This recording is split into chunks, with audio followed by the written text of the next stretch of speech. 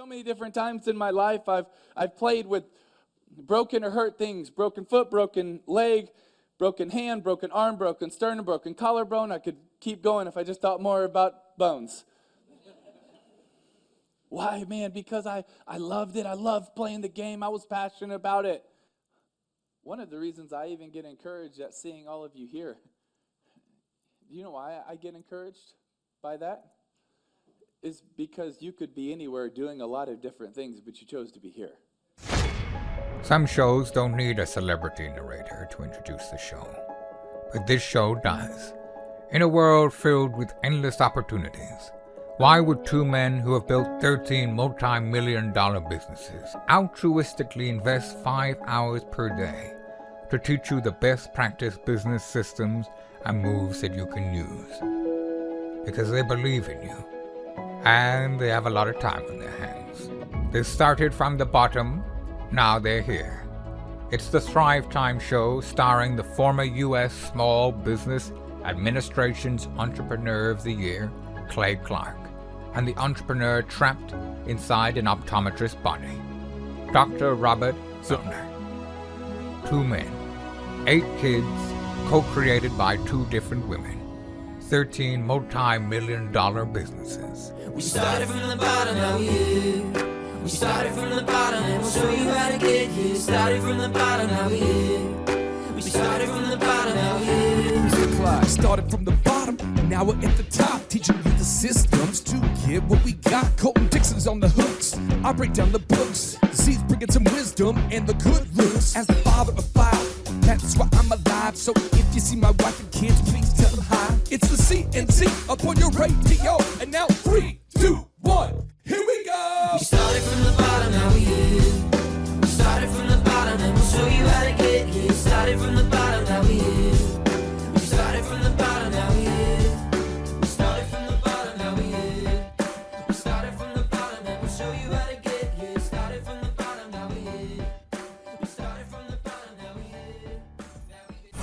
Knock, knock, who is it? Oh, yes, he is back, and he is the exquisite Dr. Robert Zellner. Dr. Z, how are you, my friend? I am fantastic, Clay. How are you doing, buddy? Man, I tell you what, being here with you in the box that rocks has always been a pleasure. It's been exciting. It's been a joy. And then today I brought in pieces of pinion into the box, so I'm just smelling it. I wondered why it was mosquito-free in here. Now I know. Now I know the rest of the story. So if you're smelling your radio right now, we have this new thing I'm working on. It's called Smell-O-Vision. You know, Thomas Edison did 10,000 failed experiments to create the modern-day light bulb. You better get going. I'm trying to do 10,000 failed show attempts to create Smell-O-Vision. So I'm doing some different things behind the scenes. We're on Facebook Live right now, where folks have told me they can smell the pinion. It smells like America. That is America. And you know what I love most about pinion? Not only the smell, but apparently bugs hate the smell. Yeah, it's a super move. It's like a win-win. We call that a win-win in business. Anytime, it can be a win-win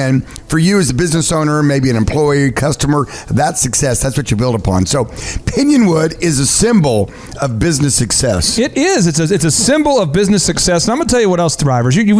Z said, hey, I'm looking for a win-win in business. Well, I'm looking for a win-win-win-win. I'm looking for 4 wins. That's a total of 4 Wow, wins. You're kind of a greedy win hog. So I got another win here. Inside the box that rocks, we have a man who is so tall. He's so tall. He's so tall.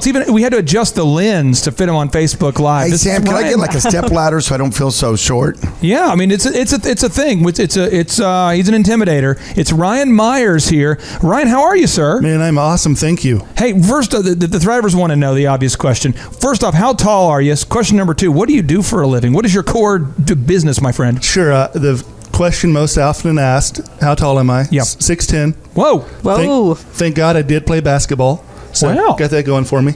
And I own a company, Transit Advertising, Inc. We sell the advertising space on the buses, benches, and shelters in Tulsa, Oklahoma City, and 4 other markets. So if I'm listening right now and I want to auto wrap a bus or what else I can do? Or a boat. Or trucks. Or a truck. Trailers. Can I auto wrap a person? Is that a thing? Can I do that? If you can get them to sit still long enough. We have more luck with turtles because they're pretty slow and hard. But is that ethical? Can you do turtles? Is that PETA on you? You bet. Yeah, it's okay. We can take it off. We can take it off. Now we have win. Now we have one more win. My incredible wife of 15 years is inside the box that rocks. She's the mother of our 5 kids, and she's the herder of the cats. She's a cat whisperer. True. She's the mother of the chicken whisperer. She has a lot going on. Vanessa, how are you? I'm doing great. All right. Well, today we're talking about a topic that is I'm passionate about. It is the rhythm of entrepreneurship. You see, the rhythm of entrepreneurship. You did a dance move with it. The rhythm is going to get you. Rhythm is going to get you. I can't believe you had that queued up, DJ. Again, the telepathic DJ skills are a little bit farther behind your mind. Your synapses fire very fast, and I'm trying to. It's hard to be a mind reader at that level and cue up the songs, but I will. And throw in the dance moves. And throw in the dance moves. Yeah. Well, that's why we're a team. Oh yeah. I mean, there was Captain and Tennille. There was Laurel Batman and Hardy. There was Batman and Robin. It was Batgirl and the Joker. Now we got the Joker in here. That's right. I can tell Ryan's a little bit of a Joker. I can just feel it. I was thinking Starsky and Hutch, but Starsky and Hutch. I mean, it goes on and on and on. Now, Thrivers, we're talking about the rhythm of entrepreneurship, and the rhythm of entrepreneurship really involves these 4 steps that happen over and over and over. Step number 1, you have to define what you want. So you got to define what your business is going to do, what you want. You have to define it. That's kind of the part where most entrepreneurs, they love that part. It's the part where you go to the coffee shop, you watch TED Talks, you've just read a book called The 4-Hour Work Week, you've just read Tipping Point, you've read a Malcolm Gladwell book. You are now sufficiently motivated. You define. The next part is acting. That's where about a third of the entrepreneurs drop off. They go, I got to actually do something. This is stupid. It's a entrepreneur. Now, the third part is measuring. I mean, you got to measure the results. I mean, now, here's the part. A lot of people measure and they go, frick, my ad didn't work. I'm done. Well, no, you got to measure until it works. So the ad numbers are in right now. I'm going to pass the numbers to you. This was from our last conference. Now, this does not factor in the cost of building out the said tables. These just happened. I just printed that out today for you. Oh, it's the ad numbers are in technical, there. But you can see that that's how much we spent on the ads, and then that's how much came in. And we want that number to be better and better. But there was a time where we were spending like $1,500 a ticket to explain to people around the world what the Thrivetime conferences were about. But now when people Google Thrive 15 conference, they just find all the reviews and it's sort of a no-brainer. But you have to measure the results. And that 4th step is refine. Once you measure something, you have to refine it over and over and over. And so today, to make it kind of fun, we're going to get into this concept of defining, and we're going to start with Dr. Zellner's brain. Oh, no. So are you sure? Time out. It's Thursday. Yeah. Are you sure you want to throw it back that far? Is it shutting down yet? Your brain? No, you want to throw it back that far? I do. I want to throw back Thursday. I want to throw it back in the day. Back in the day. How old were you? How old were you when you graduated from college? Optometry school, I was 25. Tough question. What year was that? It was 1990. 1990. So this is the 90s. So you're the 90s. Yeah. And so the music back then, we had like Vanilla Ice probably. Oh my goodness. I mean that was the hot song, right? Ice Baby. Yeah. Okay, so the Ice Baby was playing. You were looking cool. Things were going good. What was your vision? What did you define your life to look like? What were you going? Hey, when I get out of school, this is what I'm going to do. Tell me what was going through your cranium. My vision was completely shattered, by the way. Mm-hmm. What? Yeah. I had it all mapped out. I had a contract. I had a plan. I had a dude that was going to bring me into his practice and then sell me his practice. I had it all mapped out. It was beautiful. I kind of feel like you're speaking to everyone right now. It's glorious. It was like rainbows and leprechauns and I was riding a unicorn through a field singing Ice Baby. It was too good. That was the problem. It was too good. I had on parachute pants back like MC Hammer and then you had Gloria Estefan mixed in a little bit. Rhythm is gonna get you. You had quad skates on. There you go. Now you picked it back up. Yeah, this is I was like, because you're a little bit older than I am, but I was 7. Yeah. I remember running into you at Roller City, and there was nobody who was better on those quad skates than you. You all hit it off right away. It's like you knew you were gonna be together. You could do the shuffle really well, even at 7. It was weird because I'm a 7-year-old. My mom's like, "Who is that man who's dominating at Galaga and all the skating games?" And I'm like, I sweated so I had a headband on because it was just gouged.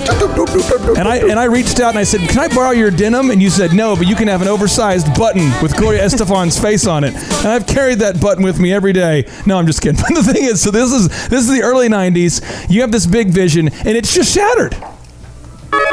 I had to play Galaga. Oh, it That's just shattered. I had to play Galaga. That's an extra point right there in Galaga. So it shattered. It shattered. You're playing. Oh, yeah. It's even worse than that. It was even worse than that, because then I think that, a lot of people, things don't work out. It's kind of like, oh, I meant it to work out, So here's this dude. I'm getting ready to buy his practice, and we had the price all nailed down. And then what we did as a caveat, as a little caveat, he said, "Well, I tell you what, until we close on the business, why don't you come to work for me for not a lot of money, but it's really in your benefit, because you'll learn the practice, and it's almost like going back to school. And I'll just pay you a little nominal fee until we close on it. And then you just come in and work for me, and it'll all be good." Broadcasting live from the center of the universe, you're listening to The Thrivetime Show. So I had it all mapped up. It was Tulsa, my hometown. I was coming home. I was big smile on my face. And his office was kind of fun and unique, because he kind of office shared with his son, who was a dentist, and so they had some shared spaces, but it was really kind of a cool setup. I'm like, man, this is going to be awesome. Awesome. Just awesome sauce. Got my contract, got everything. Oh, Ice Baby's My playing. dream come true. And being that you're right out of school, pretty much any job is like you feel like it's a lot of money, even if it's not. Even if it's not, yeah. It was. You knew it was going to happen. Oh, yeah, there we go.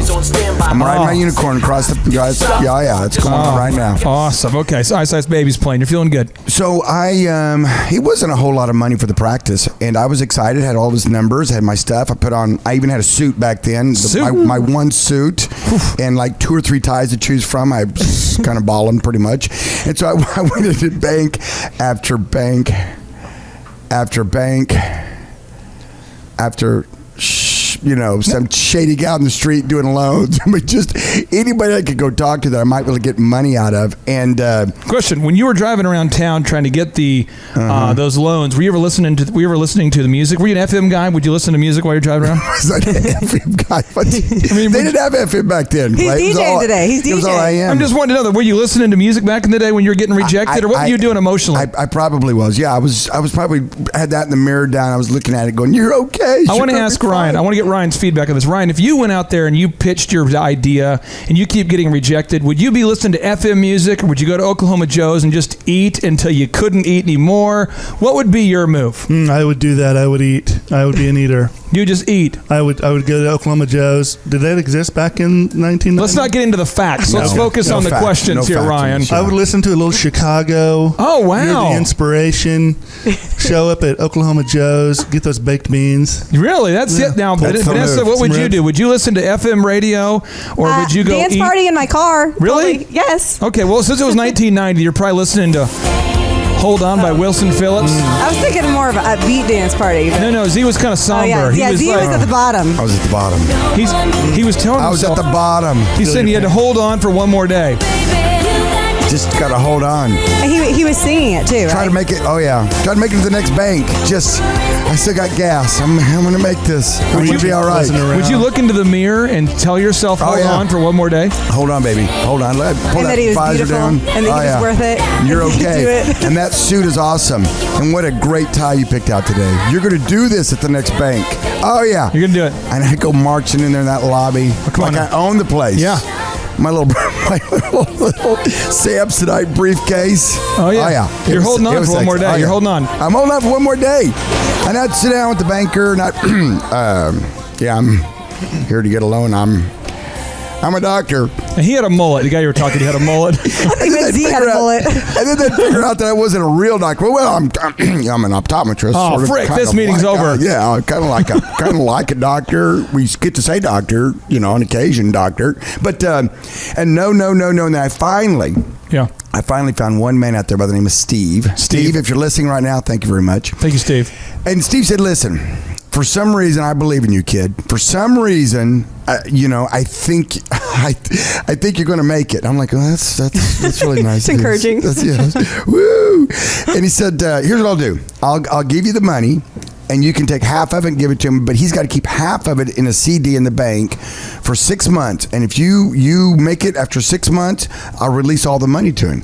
So I thought, home run, score, gave Steve a hug, went and got a sucker from the drive-through teller people and then left the bank, right? I mean, it's what you do. Yeah. Well, the thing is, when you're feeling that good and it's 1990, what you probably would do is you'd probably get in your car and you'd probably listen to the Macarena, because that was the hit song back in the day. And so you'd probably... We're full DJ mode We're probably saying... He's going back. You're saying, I just got told by a bank that they're going to actually give me money? What? And so you ran to the parking lot, just rip your shirt off, and you start doing the Macarena. I was right to the lobby of the bank I had a couple of suckers from the drive-through tellers, and I was doing the Macarena right there in the bank. Had my jacket off. What would you be doing, Ryan, if a bank told you you're in, man, you're funded, babe? What would you do? It happened, and it was gorgeous. I would be doing the Macarena as well. Would you do if it was 1990, Vanessa? Would you do the Macarena, or do you have your own original dance moves? I'll do the Macarena for the sake of the show. How about that? Would you? Because I taught this a lot at weddings, and the main key is that you just got to understand there's a certain group of people called Caucasians that typically won't get it. And you just have to just stay in positive. You just got to do the original dance, my own original dance moves. All right. Now, Z, when we come back, you're going to tell us what happened. I mean, after they told you you got the money, you just did the Macarena in the parking lot. Things are good. It's 1990. Your life could not be better. It's a tragic story, but it has a happy ending. Stay tuned. Thrivetime Show. All right, Thrive Nation, welcome back into the conversation. Green Country, hello, how are you? We are broadcasting today from the left coast of the Arkansas River, inside the beautiful dojo of Mojo, and inside the box that rocks. And I am projecting to you right now, broadcasting on this beautiful microphone while looking at my dear friend, the Tulsa's mentor, Tulsa's optometrist, Tulsa's future mime of the year. It is Dr. Robert Zellner. How are you, sir? I need to get some white gloves, I guess. That's probably the move, isn't it? White gloves. Well, people always ask us, what do you guys do during the commercial break? And I'll tell you what we're doing. We're miming. Mimings. We do a lot of miming, and it's fun. You should try it sometime. Yeah, it's. We have put a lot of energy into it, a lot of time, and we have yet to see a return on it. But we believe that our miming career. You think about miming on the radio. That could be a thing. I mean, mime. We're going to have smell-o-vision, so maybe we could do miming on the radio. Maybe sock puppets too. The radio. That's a great idea. See, if you're on Facebook Live, I just did a little hand puppet. Now, okay, so here we go. Now we're talking today about the rhythm of entrepreneurship, which is you define, you act, you measure, and then you refine. I repeat, you define, you act, then you measure, and you repeat. I repeat, you define one more time. Someone needs to write that down. You define what you want, then you have to act, though. Then you got to measure the results, and you got to refine. You got to be comfortable with that loop, that system. If not, your brain explodes. And that's why we brought on two guests whose brains have not exploded yet. We brought on Mr. Ryan Myers. Mr. Ryan, how are you, sir? Hey, I am awesome. Thank you. Thanks for having me in the box. Well, people who want to know, what kind of business are you involved in, my friend? What is your business? My business is selling advertising space on buses, wrapping stuff. We print and wrap buses, benches, shelters, boats, trucks, trailers, floors, doors, windows, walls. And what is your website? What is your website? I have a great website, actually. It's transitadvertisinginc.com. And where with a www in front of that. Now, where can I find your phone number? You can find my phone number on the website. And what is your phone number? 918-810-3929. Thank you so much. I will check it out. Now, Vanessa, my incredible wife of 15 years, is on the show today, dealing with my mispronunciations of the sound as I'm working through this. I'm just watching producer Sam lose it over there. He can't keep it together. Why are you saying it that way? I'm working through it, Thrivers. Listen, we just finished miming, and now we're going audio, and it's like I got to work through this.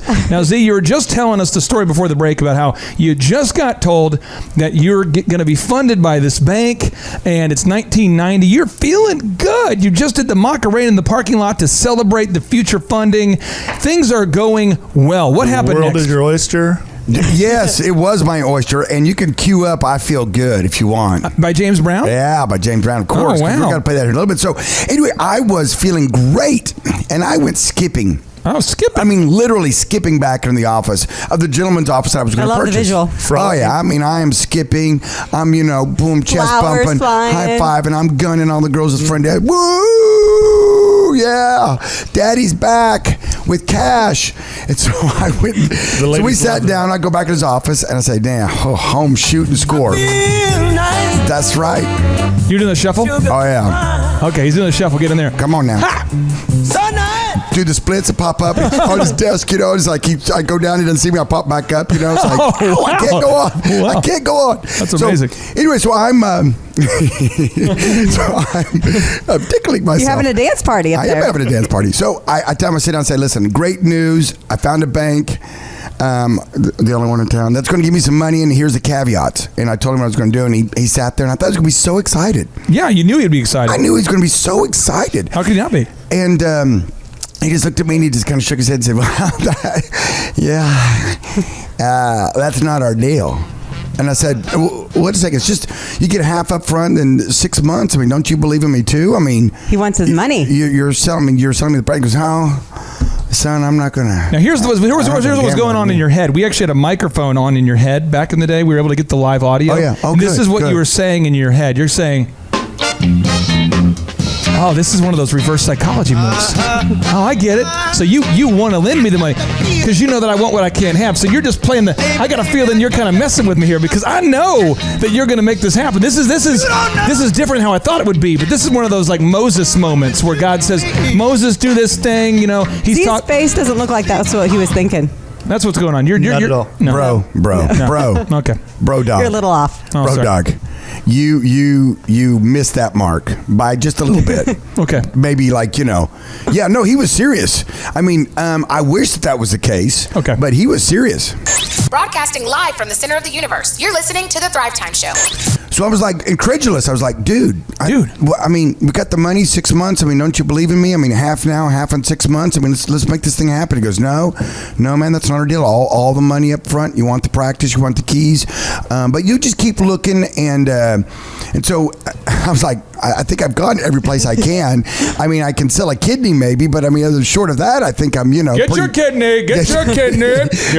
Step right up. So anyway, I kept working for him for another month or two, looking. I'm sure there was a few banks I hadn't gone to, so I keep looking. And then I realized, wait a second, I'm working for this dude. I'm working my butt off, and he's paying me peanuts, and I brought him a deal.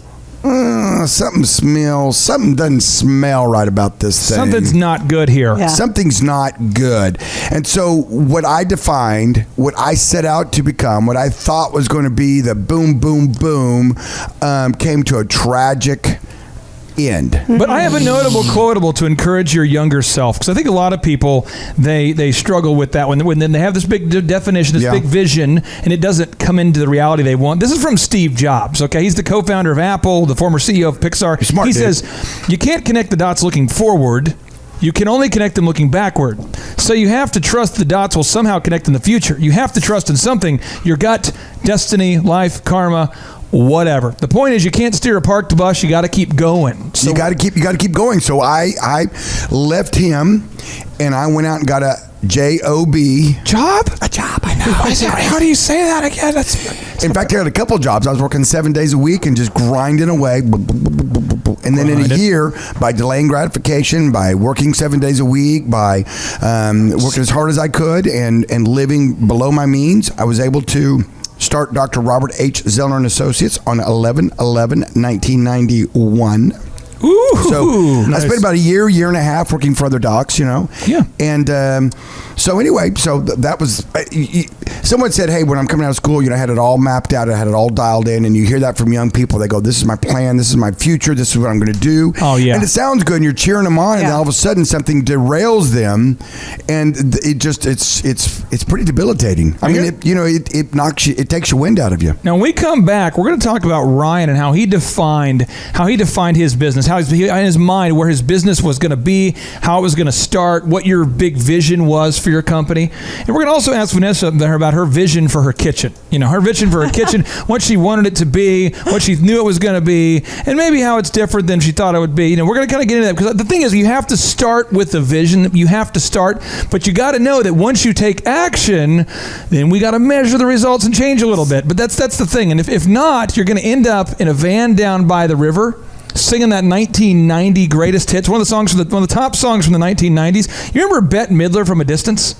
Yes, I do. It seemed like I feel like every middle school choir was required to sing that song from a distance. That was from 1990. That was the year that you were getting rejected for funding. Yeah. That song from a distance was written in honor of you. I think it was a way to encourage you that in the distance there's harmony. Beth was speaking to me when she was singing it. I'll tell you what. Did you ever have to sing that song at a church thing or anything? You're too old at that point, I guess. Well, I'm not saying I couldn't go back and do it. All right. Well, stay tuned. ThriveTimeShow.com.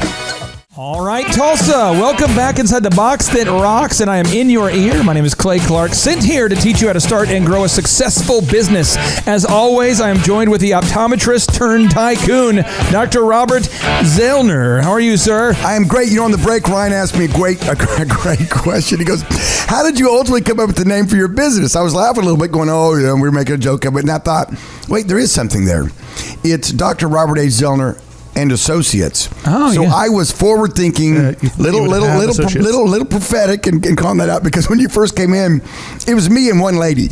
That was it. Dr. Robert Zellner in a person. What's her last name? Associates? That made it easy. Yeah, that's how I got the name. But I thought, you know what? This thing's going to grow. It's going to make it. It's going to be. So I named it that way. You had that vision and goal. Absolutely. I had that vision. I wanted to find that. That was my definition. That's where I wanted to go. And even though I got turned down a year and a half earlier by that dude, if you're listening right now, you missed out on being partners with him, being a guy that you sold to, a great guy. Random idea. Should you and I ever want to start a microbrewery? I would like to name it. Okay. Responsibly.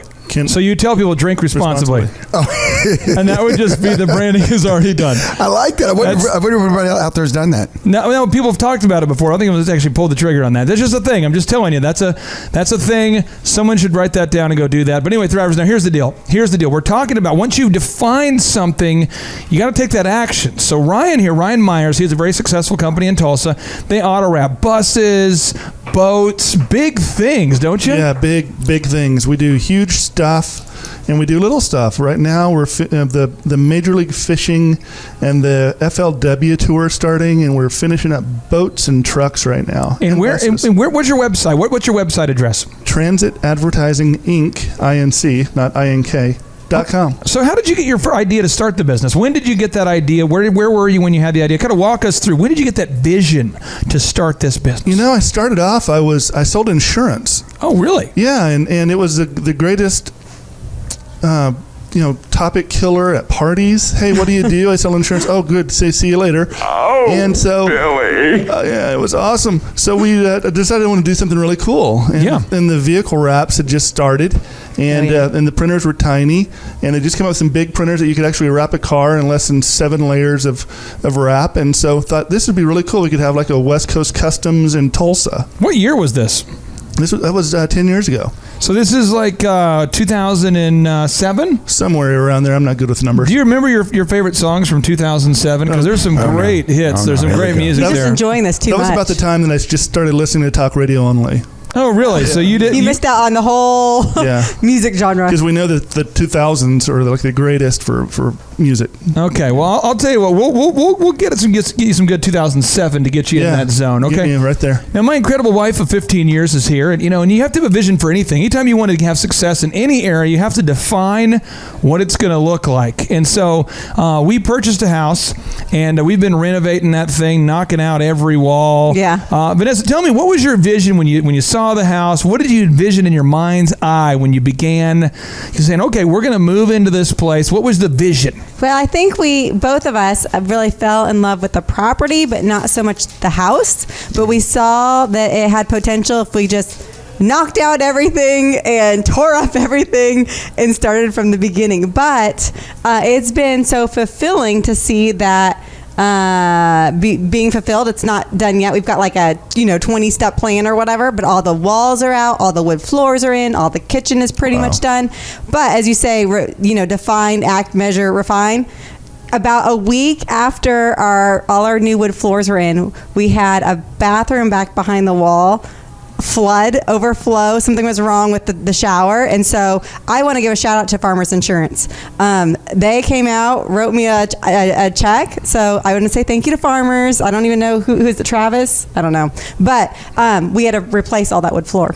And that was right there, Farmers Insurance at 392-4000, 392-4000. Get it. Why just buy a piece of paper? What you want is the promise. You want that promise to be good. Use Farmers Insurance, 392-4000, baby. So here's the deal. So we have a definition in our mind. We say, this is what I want my future to look like. You define it. But now you got to go out there and act. And I think this is the part where so many people say this. And if you say this, I want everyone to write this statement down. Because if you say this statement, this is an absolute wealth-destroying, just absolutely vision-killing statement. If you say this statement or you allow this statement to be made to you, Z, this is what's going to happen. You ready for this statement? Oh, yeah. So you just got rejected. And your friend Carl, okay, Carl's been with you since college. And this is what Carl says. You're out at someplace fancy back in 1990, like Casa Bonita. Ooh, don't tease me about that. You remember Casa Bonita? Of course. What kid didn't love that? You're place? probably at Casa Bonita listening to Suavemente. Am I in the cave? Can we be in the cave? The cave room? Yeah, the cave room. They have those little games in there, and you've got like there's an inlet, like an arcade back. Remember back in the day with arcades? Gosh, that's the treasury. You could get the little fake money and then go in there and get I think for those of us who, so you're at Casa Bonita. Okay. So your friend, this is what he says. He walks up to you and he goes, "Bruh, maybe it's just not meant to be, bruh."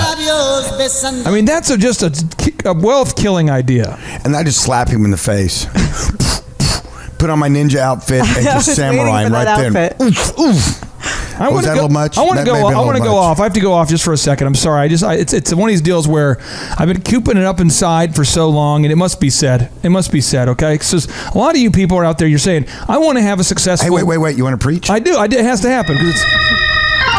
So here's the deal. On. You're out there, you want to start a successful business, and so you say, I'm going to go door to door, house to house, and I'm going to keep knocking on those doors until I get a deal. And then you go, I've been doing that for 1 day. Come on. And then you say, I'm going to do it for 2 days. Come on. And you say 3 days. Pretty soon you realize no one is answering the door. If you're an entrepreneur, you got 3 options here. 1, you knock the freaking door down. You just got to get through that door. Come on now. Need the ninja outfit. Move number 2 is you got to sneak around. You got to sneak around, and you got to get into that window. Subversion. Come on now. And move number 3, you got to climb down through that chimney like Santa Claus and get your paws on what you need, because that is how you start a successful business. You cannot stop. I'm serious. This is ridiculous. There's so many people out there who are their effort, their tenacity is so freaking weak, and I don't know what the freak is wrong with you, but I love you so much. I want to help you, but it makes me crazy because I hear your idea, and you say, "Oh my gosh, I love Elote. It is such a great restaurant." Well, if you had any idea the struggle that Libby went through to build that business, you say, "I love Robert Zone and Associates." If you had any idea the hustle and the struggle it took, you would go, "Oh, wow. Now I get it." Vanessa, you had something you wanted to add. Can you share some of your, these business owners needing this tenacity? I have so many memories of you on the phone. Oh man, you were just the cold calling machine, and you would get hung up on. And I remember your move. It is so good. They would hang up on you, and what would you do? I'd see you dialing right back, and you would tell them. I would just yell at the phone. I mean, once they hung up on me, I would typically hang the phone up, and I would just be like, you will buy from me. Yeah. And you would call them right back, and you would say, "Oh, I'm so sorry. I think we got disconnected." And you would act like you didn't know. I did the wounded dog move. This is what I would do, Z. I would call back. You just hung up on me? And I would call back, and I go, boop, boop, boop, boop. "Hey, is this Robert?" Yeah, man. Hey, I don't know if I just got disconnected. We were talking, and I mean, who does that? Who calls someone back who just hung up on you? And people would always feel bad. Yes. Oh, yeah. And then I would go, and after I deal wheeled around, I'd go, "So let me ask, if money wasn't a concern, what do you think is the main benefit of working with DJ Connection?" And they would go, "Well, I mean, if money wasn't an issue, I think I could probably do." And I'm like, you're exactly right, because DJ Connection is the best DJ service. And although, I would just go back into like nothing happened. That was my move. That was your move. I like that. The wounded dog. Shady. The wounded dog. Yeah. It's a patented move. It's part of the deal wheel. It's a system. It's a system, and pay attention. Listen to the Thrivetime show and learn all the deals, all the moves, all the super moves. Now go to thrivetimeshow.com if you missed the earlier segments. We'll be right back.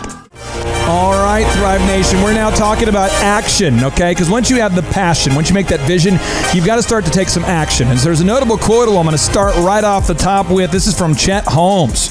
Chet Holmes, who's he? Who's Chet Holmes? He is the former partner of Charlie Munger, who's the Warren Buffett's business partner there. And he says this. He says, "The missing ingredient for nearly all of the 1,000 plus coaching clients that I've worked with directly to improve their businesses is pig-headed, discipline, and determination. We all get good ideas at seminars and from books, radio talk shows, and business building gurus. The problem is that most companies do not know how to identify and adapt the best ideas to their businesses. Implementation, not ideas. Implementation, not ideas. I repeat, bring it back. Implementation, not ideas. Bring it back one more time. Implementation, not ideas, is the real key to success. So, I want to ask you, if I'm listening right now and I'm going, okay, I get it. I had to define what I wanted to do. But tell me about when you started taking action to actually buy your optometry clinic, at the first one, go and start that thing up. What kind of adversity did you have? After you'd saved that money, man, you're working 7 days a week, you'd delayed gratification. What kind of adversity did you run into at that point? Well, I mean, the biggest thing that I ran into in my career early on is that I started advertising very early. And you got to understand, back in 1990, there had just been a lawsuit that had been settled by some attorneys. I forget where. I could probably Google it and give you the details of it. But basically, it was a lawsuit that said that even though you're a professional, you can't advertise. There was a thing back in the day when doctors and attorneys wouldn't advertise because it wasn't considered ethical. Wasn't it the oath of jackassery you all had to take? Yeah, wasn't it something very similar to that. So you got to understand one thing is that when I started advertising, I instantly became, in my profession, the black sheep. You instantly got the power. You got the power, the top Z. dog and the...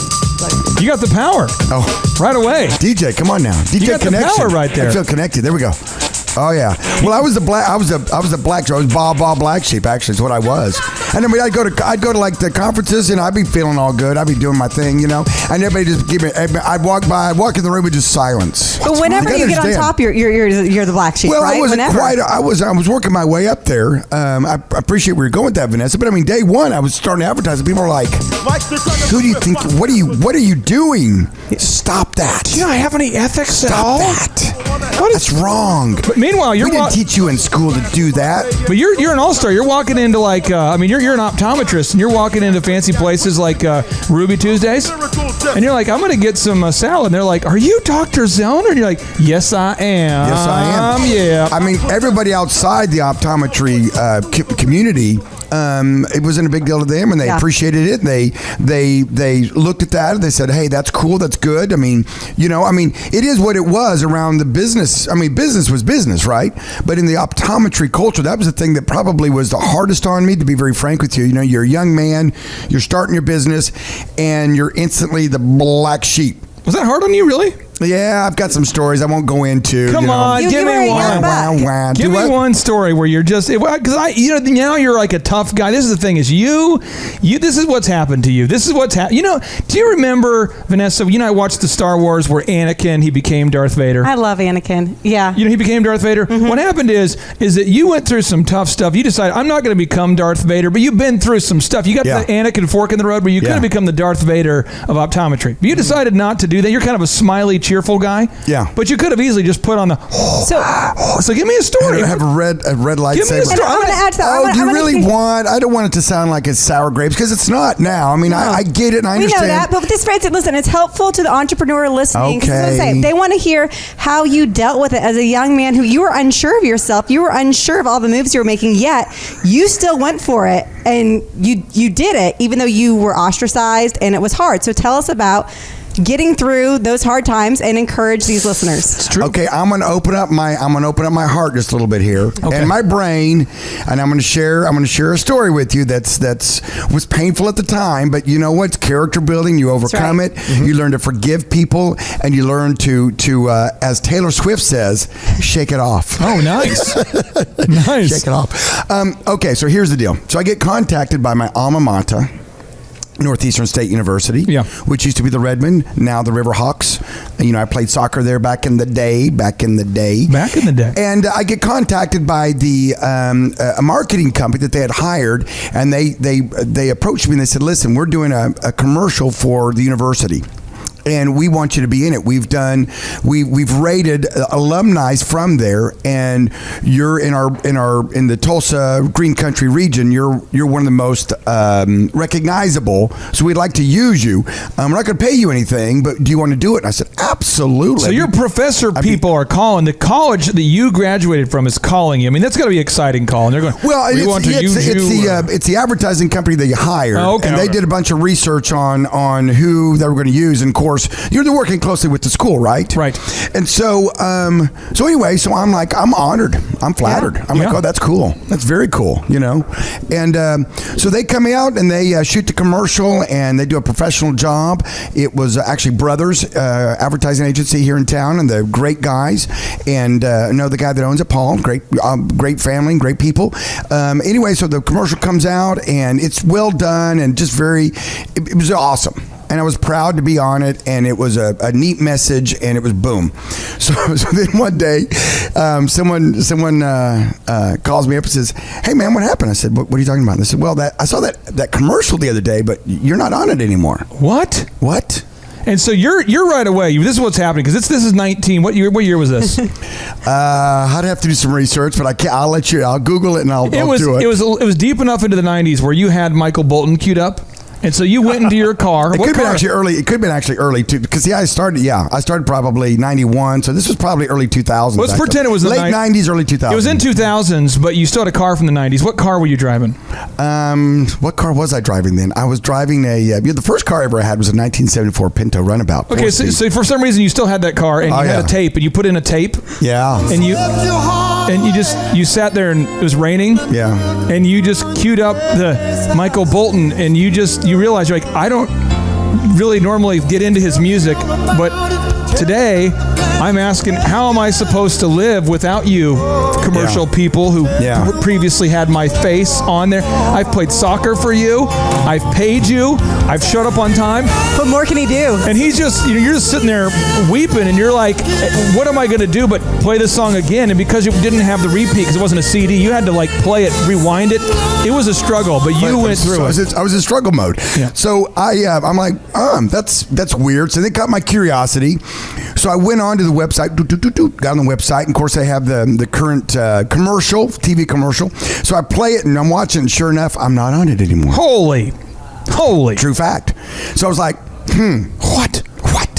So I was like, well, I kind of knew in the back of my mind what had happened, but I was like, it is what it is. And someone at the university, I'm the black sheep. I get it. I mean, I'll be honest with you, just it is what it is. And sometimes, you gotta shake it off. And no matter when your peers or other people, they don't determine your destiny. They don't determine what you do. They don't determine your future. None of those optometrists around town were saying, hey man, let me make your car payment. Yeah. Hey man, let me make your house payment. Hey man, here's a little cash. Just be cool, because we're all in the same profession. We're all in the same profession, it's bro. All good. We want you we're to all succeed. We're all one big happy family. Oh yeah.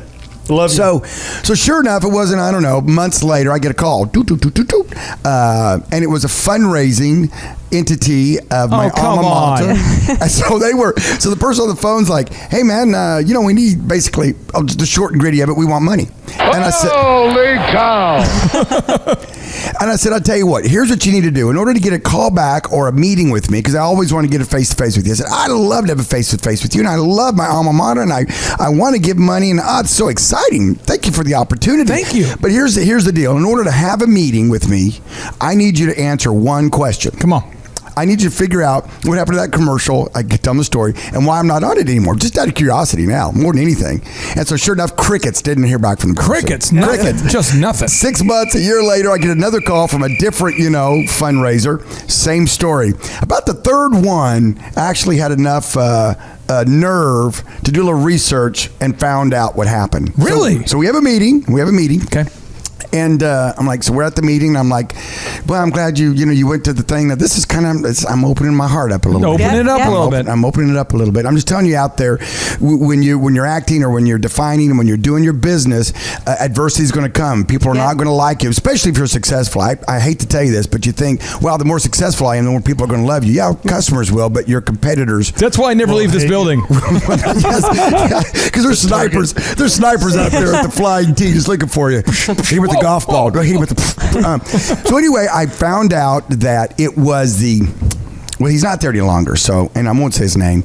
And I've forgiven him and made up, and it's all good. But it was the dean of the optometry school at the time that said that I wasn't quite the representative of the optometry school that they wanted in that commercial. Yeah, you'd rather have a poor person that doesn't advertise. It kind of hurt my feelings, but you know what? I said, I nodded and I said, thank you for being honest with me. I thought that's what the case was. And but I'm still going to give the university, and I'm going to do the right thing, and I'm going to take the high road, because you know what? You take the high road, you'll never take the wrong road. Now, here's the deal. When we come back, we're going to be talking to Ryan Myers about some of his adversity stories, maybe any adversity he ran into early in his career. I have piles. All right, Thrive, we're talking about the rhythm of entrepreneurship, that rhythm of entrepreneurship, which is define, act, measure, and refine. And if you've ever defined what you want to do with your life, and you've ever had the courage to take action, you are eventually going to end up with your head in the toilet. And someone listening right now, your head is in the toilet, and you've got three options. One, you could queue up How Am I Supposed to Live Without You by Michael Bolton, and you could just keep your head in that toilet, and your friends are going to say, why is your head still in the toilet, Stan? You got to pull that head out. And you're like, no, there's good reverb in here. And you're just singing into that toilet, and you're just staying in there. Or you can pull your head out of the toilet, take a selfie, put it up on social media, get a few likes, move on. Or the third is you could just sort of lament about it and talk about it all the time and never get over it. And we want to encourage you. You got to move past these things. So I want to ask you this, Ryan.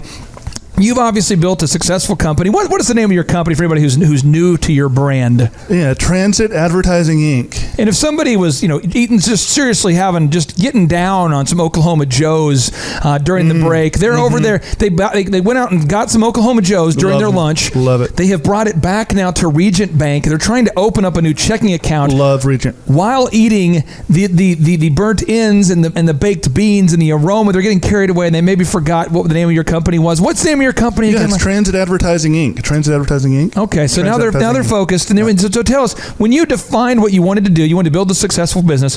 When was the first time where you acted and you ran into a little bit of adversity, a little pushback? Well, from the beginning, every day you wake up and you think that, hey, this is going to be great. I'm working for myself. I'm willing to work 12 hours for myself so I don't have to work 8 hours for somebody else. Yeah. And it was doors closed.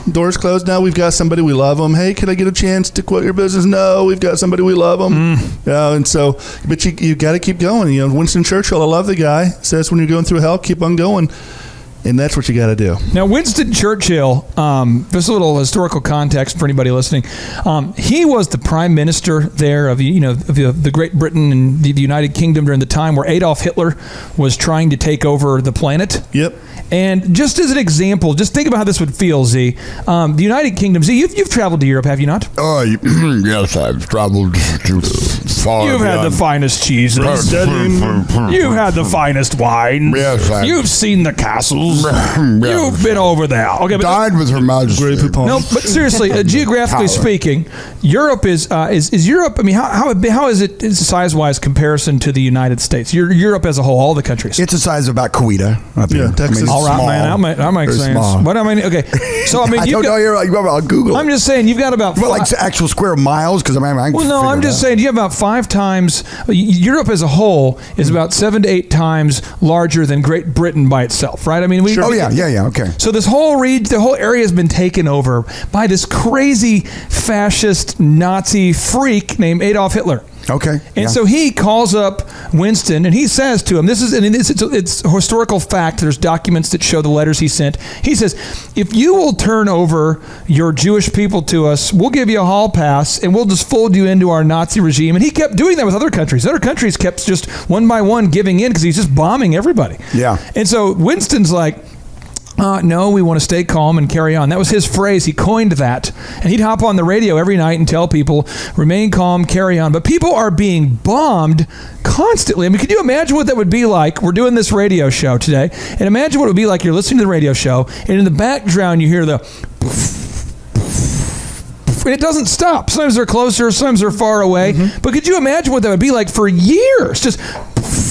And by the way, the Americans have said, we're not going to come help. We're not going to come help. And so when you say, he said that, he talks about enthusiasm. He says, if you're going through hell, don't stop. He also defines enthusiasm as the ability to maintain enthusiasm while going from adversity to adversity without losing motivation. He talks about that a lot. That's a profound thing for him to say. Because when he wrote that, he was going through some serious hell, but you can't stop. So I want to know, what is the source of your motivation, man? How do you stay motivated? What's your move? Do you taser yourself? What do you do? I wake up in the morning and realize that I have about 14 families that rely on me to sell something, and not including my own, which they kind of like when I sell something too. Yeah. And so that's a big motivator for me. So when I wake up at 4:30 in the morning, that's what I'm thinking about. When I go to bed at 9:30 at night, I'm a big party guy. 9:30 at night, that's what I'm thinking about. Now, Vanessa, you and I have built the businesses together, so we've been there together doing some crazy stuff. Yeah. I remember that when we would walk to Walmart over there off of Lewis, Yeah. 71st and Lewis, we would walk From the Fountain Crest Apartments. Right, we're walking southbound from the Fountain Crest Apartments, and we're walking over there past the Office Depot, and we'd go in there and we'd get that chicken panini. Yep, 97 cents or 96. 96, budget gourmet. Good stuff. Nice. Vanessa, is a health person of health. She cares about her health. She'd look at the sodium content and go, Then I don't think I was doing too well. but you're like, it's 87% sodium. Okay, let's do it. I mean, and when you're going through that section where you're going, well, what should I eat today? Either ramen or the budget gourmet. There's sort of a, if you can fall in love with the process, I mean this sincerely. If you're listening right now, if you can fall in love with the process of eating that budget gourmet and eating that ramen and knowing that it's not where you are, but it's where you're going, if you can get into that, there's something sexy about it. And I love this. I want to add to it. When you're making this process, you're going to be in it for a while. So make it something that is sustainable. Don't go 200%, and then you're burnt out in 3 years. But see if you can run at 75, and you're going to have to make a lot of sacrifices along the way. And enjoy the process and make it sustainable. And because there's nobody on the show, mainly me, they're talking about me, who's ever built an unsustainable schedule. That's what I do all the time. Could you maybe share a story from, let's say, let's go at least 10 years ago. Give me any year. At least 10 years ago, where I did something unsustainable and you were like, what are you doing? Yes. But I just kept doing it because I refused to quit. Yes. Back in DJ land, so we started small with just you, and then we were ecstatic when we hired our first DJ. Of course, you can't just have anything sustained. We keep growing, but you love doing the show. So Clay would have DJs go out, but he would be booked personally because he was the best. Awesome. Friday, Saturday. Usually he was off Sundays. I think we had that as a thing, which was great. So which is good because I would have died. He would have died. So he would be working all during the week doing sales to get and driving the team hard. And then I would meet everyone to come in because he was out DJing. I'd be pregnant or with the babies, whatever, they're in bed. People would come back to my garage. We'd unload the equipment. And literally I would sign checks, load in equipment until he got back. And he would usually be one of the later guys back because he was so good at like 2 or 3 in the morning. And then he would stay up till maybe 4 or 5 in the morning because guys would come back from Dallas. Well, okay, real quick. There are some DJ rules here, Z. There's some DJ rules. Broadcasting live from the center of the universe. You're listening to the Thrivetime Show.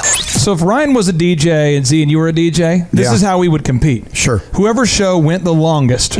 Show went the longest. Okay, because if you're in the groove and people can't get out there, they become a slave to the groove. With unlimited time. Unlimited. Yeah, unlimited. But I mean, seriously, stop. if you could get people where they couldn't stop, that's the thing. 2 is whoever got the biggest tips. And then what you would do is when you would come back from the show, if you were a real DJ, you would want to come back last because you were the man. And so you'd come back like at, 2 o'clock in the morning, 3 o'clock in the morning. Especially if you're in Dallas. You had to drive all that way. And we made our DJs drive back from Dallas. So it's like 7 a.m. in the morning. But you'd come back and you're riding that adrenaline like you just rocked a concert. So it's now like 4 a.m., 3 a.m. And you want to be the last guy back. You come back and there's like 20 other DJs on the driveway. Yes. And they're all like, oh, bro, how big was your burning tip? things and And they're just all sorts of just trash talking, people going, dude, how big of a tip did you get? And then whoever got the biggest tip had to take everybody to Taco Bell. because it was open late nights, you know? Yeah. And so and you would buy I'm going to have 64 tacos, 10 burritos. And you would just, all the guys, seriously, 15, 20 guys, we'd hop in this extended van, like a church van, hop in there, and we'd all go to Taco Bell and just eat. And that was the move, is every weekend I got to keep the morale going, mentor the DJs, coach the DJs. And they would say, at this wedding tonight, I tried to announce this first dance, and what happened is no one would get on the dance floor to cheer for the bride. What do I do? And I'm like, oh, you have a question for the DJ Yoda? I have the answer. And you would mentor them, and all the DJs would hold court and go, oh, this is the move. This is what you do. The move. Y'all enjoyed it. You loved this. But this is the thing. So you would be done at 6 or 7 in the morning and literally would crash in the closet. I don't know why the closet was the move. And no one would talk to me. That was the move. So he would be sleeping all day Sunday, the only day off. And eventually I was like, this is not going to work forever. Maybe when we didn't have kids and I could keep a crazy schedule with him. Yeah. But now that we have 2 kids, I'm like, how is this going to work? So at that point, I think you declared that you would DJ until you were 80 and die DJing, until I think you had to get to a point where you had a breakdown, and then there was the breakthrough. I said 97.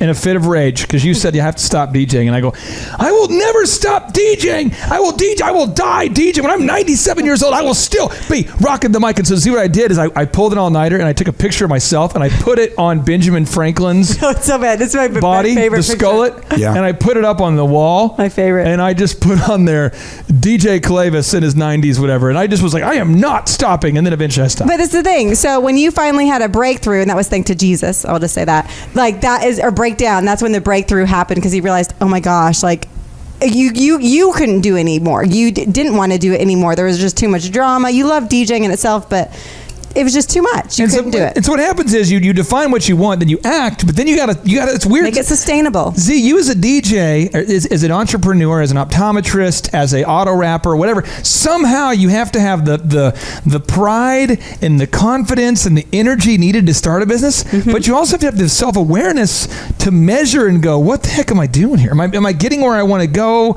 Yeah. Are we making progress? Z, why is that so hard to have that yin and that yang, that ability to be confident but also be self-aware and humble? And I mean, that's a weird thing. Well, it is, and when you start getting some success, the worst that can happen is everybody comes up and pats you on the back and says you're awesome, And the thing about it is that I found with a lot of entrepreneurs, Clay, is that being self-aware and understanding what you're not good at is what we don't want to focus on. But that's very integral in having a successful business.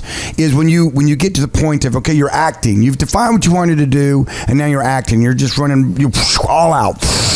You're just going. And like Vanessa said, you've got to make sure that it's something sustainable. It's at a pace that you can sustain, Because you're going to be in it for a while. Well, hopefully, unless you're Forbes came out and said 8 out of 10 businesses fail. So if you want to be one of those 8 out of 10, just go, wow. Sprint to the end. Yeah, sprint to that closing of your business. But we're going to change that here on the Thrivetime show, because we don't like 80% failure rate. We don't. And you can Google that. That's an actual thing. But the thing about it, whenever you're now measuring, that's one of the most difficult things to do when you go from acting, which you're making sustainable, and now you're starting to kind of really take a hard look at yourself. Yeah. Here is the soundtrack for successful entrepreneurs who are not self-aware. This is the soundtrack. Okay, this is. Remember Brass Monkey, the Beastie Boys? Sure. These homies were out of control, and they were selling millions of records, and they were just going 90 miles an hour, and no one said, eventually you're going to die if you don't stop. Right. And so they're just going, and you're going, I'm selling stuff, Z. Oh, I'm selling stuff. And you're going, and you just can't stop because you can't stop, won't stop. You're so just filled with just energy and vigor and persistence, and you're just And if you start to have any success at all, you start to get really kind of don't talk to me, and you start to get, and I'm telling you, that is the recipe for disaster. So this next step, if you are the kind of person who has the type of confidence needed to start, now I got to hit the brakes a little bit. Got to be self-aware. We got to slow down a little bit and measure. When we come back, Z, we're going to talk about some of the stuff that you measure in your business. Yes. That we measure in our business, that Ryan measures in his business, because you got to measure, baby. You got to measure. So you got to measure, and guess what? There's different ways to measure. So when we come back, we're going to give you all the secret moves of measuring, what to measure, what to look for, because without that, it's hard to improve your business. Do you know what rhymes with measure? It's treasure. Oklahoma Joe's Baked Beans. Hey, Thrive Nation, welcome back into the conversation. We are laughing so much off air, it's like we just don't care. Now, here's the deal, Thrivers. I'm not going to say that we know that you're an intelligent listener. We know you have a lot going on, but I don't ask too much out of you. I don't say, go do this, go do that. But one thing I want you to do right now, if you're listening right now, I want you to just put your hands up in the air and wave them around like you just don't care. But we know you do. We know you do. And then I want you to take those hands. I want you to just put those hands on your desk or something, and I want you to get a pen, and I want you to write down the words Oklahoma Joe's. It's the best memorization tool. When you say something and you write it down, it begins to become imprinted on your mind. This is how the mind works. This is a teaching moment. So I want you to write down Oklahoma Joe's. Oklahoma Joe's. And it's so important that we say it in sort of a cultish ways. We can just practice 2 or 3 times. Here we go. Oklahoma Joe's. Yeah, one more time. Just Oklahoma Joe's. And the more cultish and weird it feels, the better it's going to help the sales. And so I've been working on this. I can almost smell the barbecue now. So here it is. Oklahoma Joe's. Oklahoma Joe's. Ha! Oklahoma. So anyway, that's what I'm working on. It's my new commercial. I pitched it to him. I got rejected by the corporate. I can't imagine why. Like, why would you use bagpipes to promote a barbecue business? And I said, listen here, buddy, I'm ahead of my game. I'm like the new Picasso of ads for barbecue companies. By the way, I love having Joe Davidson on, the founder and owner of Oklahoma Joe's. He's a great guy. He's a man's man. I mean, you meet that guy, you just want to go cook some barbecue and have a cold beverage with him in your backyard. I mean, it's like, would you just come over and cook something in my backyard and have a beverage with me and just act like you're my buddy? I'm telling you what, he's a great guest to have on the show. We have 2 other great guests on the show. We have my incredible wife of 15 years, Mrs. Vanessa Clark, on the show. And we have Mr. Ryan Myers. Hello. He's a Tulsa treasure. He auto wraps big buses and things of that nature. And so let me get into this next step. So once you define what you need to do as an entrepreneur. This is the rhythm of entrepreneurship. You define, then you need to act, but then you got to measure. And then we'll get into refining. So measure, Z, what kind of stuff do you need to measure in your business? Well, I mean, there's a lot of numbers. Depends on your business, but there's, all your daily transactions, the number of transactions you're doing. Like for me, we measure, how many eye exams we did. We measure, obviously, the gross sales. We measure whether that was cash or insurance. We measure, like on the P&L statement. I mean, there's so many things we measure, percentages, and a healthy business has certain percentage marks that you try to get to. So like I tell my managers, I say, listen, you can do so much of a percent on employees. In other words, your employee number has to be at this percent, okay? And so then they can decide if they've got, say, $30 to spend, they can hire 2 people at $15 and get a little higher quality person, or they can hire 3 people at $10. And so that's kind of up to them, but they have so much money to spend based upon the percentages of the gross that we've done. And then we have, you're trying to beat last year's, you're always trying to beat year over year. We call those comp numbers, and that's a very healthy business. And of course, we've been open for 25 years, so we've grown every year, but we used to have these really big growths, and now it's smaller growth, but still growth in the right direction. So what happens is a lot of times I see business owners measuring things that don't matter. Like give me an example. Like Sinead O'Connor, her song "Nothing Compares" came out in it came out in 1990, the year that you were getting rejected for business loans. Oh yeah, and so you think about this song. I mean, I might say, Z, this song, Nothing Compares. I'm in a meeting with you. Hey, Z, this song by Sinead O'Connor has been played by 331,000 times. Wow. On the channel by Jay Jr. Okay. That's not her official channel. That's just the bootleg channel. Yeah. I just wanted you to know. Thanks a lot. Thank you very much. Well, I appreciate that. Thank you, Sinead O'Connor. Don't they often tell you how many maybe hits they've had on a page, but you're like, did that convert to a lead? Or does that matter if they're Okay, well, let's look at the online ads for a second. This is something to think about. If you're paying for pay-per-click, what you want to do is for every 100 clicks you have typically, okay, if you're the best in the world, you're getting 5 people to fill out that form. Wow. If you're the best in the world, if you're the GOAT, yeah. And if you are the greatest of all time, and if you're just terrible, it's 0. But it's hard to. 0 is pretty. Oh man, that's a low number. And 5, it doesn't feel that great. But I'm telling you, if you're paying like in some industries, like you'll pay $10 a click. Yeah. $10 a click, and you're having 100 people click, and nobody's filling out something. That's $1,000. And you're going, whoa. Now, the thing about radio ads, what I love radio, it's a format, because what happens is when you're listening to talk radio, we have a lot of wonderful listeners who've actually become sponsors of the show. And what happens is they say, as a listener, if I get into the topic, I want to listen through the commercial. I want to listen through the commercial to hear the rest of the story. Broadcasting live from the center of the universe. You're listening to the Thrivetime Show. But on FM radio, typically what you do is if you don't like the song, you just switch it. Right. So that's very unique to AM. I mean, that's awesome. It is awesome. And that's one thing, though, that like Oklahoma Joe, we talk about this a lot. People come in and say, hey, I heard you on the Thrivetime show. And that's so important to you as a listener if you tell them that, because it keeps great shows like this on the air. But it's a thing where he measures how many people come in as a result of the radio show. That's just a measurement that he looks at. And we have had business owners all over Tulsa right now who are looking for small business loans. They're looking for a local bank that can help them. And they walk in, they say, hey, Region Bank, I heard about you guys on the Thrivetime show. And this is just, that's a measurement. You'd say, well, how many people heard of the business as a result of this advertising? But you got to know certain numbers.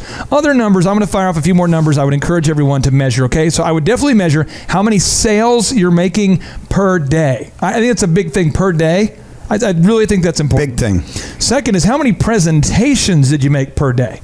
So let's just say in your optometry clinic, if I'm the worst salesperson ever, and people are coming in for an eye exam and for a pair of glasses, and for whatever reason, everyone doesn't buy any glasses at all as a result of my presentation, it'd be healthy to know, hey, listen, Clay does 100 presentations per week, 20 a day, and nobody buys anything. That's some statistics you want to know, but you got to know your numbers, Z. You got to know them. You have to know your numbers, because that's the only way you can measure. Because if you can't measure something, you're wandering in the dark. I mean, you're flailing around the dark. Like if we turn all the lights off in here, board up the windows, and it's just dark, and we're like, okay, I'll just go over there. Why are you touching me? What are you doing? Who are you? Whose elbow's in my mouth? What's going on? Now, you've got not to an elbow. you've got to be able to measure the numbers that matter. And you're right. I mean, transactions and how many presentations you're doing are very important, because then guess what? If somebody's not closing, you need to know that, so you can, one, coach them up to do better, or you can, it's going to sound mean, but you can replace them. So that's important for you to know. Well, today in our office for Thrive, example, we have people all over the world buying Thrivetime conference tickets. And we have one gentleman who every time he talks to somebody, they get it, all the questions are answered, and it's like 100% of the time he talks to somebody, they end up coming to a conference. We have another lady who's working through the system and learning things, and it's about 80%. And you want to bridge that gap. You want everyone to be 100% if at all possible. And when we come back, I'm going to ask Ryan a little bit about what kind of things he measures in his business. And then we're going to move into this final step about refining, because once you have the data, once you have the figures, the measurements, you got to act on it. You can't just have data. You can't just have numbers coming at you and going, oh, that's a nice number. Thank you. Z, thanks for sharing that number, man. It was awesome. I love how you text me and emailed me those various numbers. Those are interesting metrics. Yeah, I mean, I have my staff, they text me every day with numbers. You've got to stay on top of that every single day.